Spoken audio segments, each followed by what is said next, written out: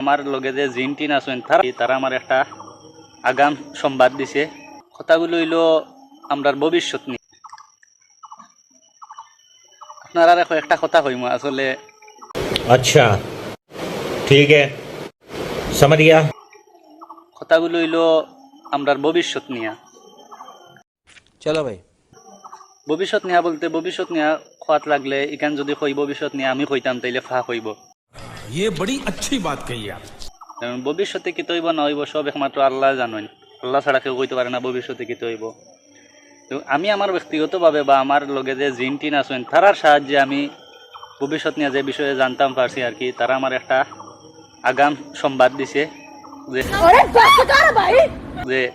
2030 সাল পর্যন্ত মানুষের জিন্দগি মনে করো আমরা যে জেলা আছি আমরা জীবন ওলাও কোনো সুরত চলি দেখব গিয়ে আর কি।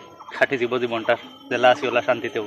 अच्छा हमको सिखा रिया है। কিন্তু 2030 সাল পরে শুরু হইব আমরা আসল জীবন যুদ্ধ। अरे देवा ये गड़बड़ है बाबा। আসল জীবন যুদ্ধটা কি তাইতে আসলে এখন কইলে মজা যাইব কি। আমি পরবর্তী ভিডিও থইম 2030 সাল পরে আমরা আসল জীবন যুদ্ধ কিলা শুরু হইব বা এটা জীবন যুদ্ধটা কিলো হইব সবকিছু আমি আগামী ভিডিওতে আপনার কাছে তুলিয়া ধরব। ধন্যবাদ।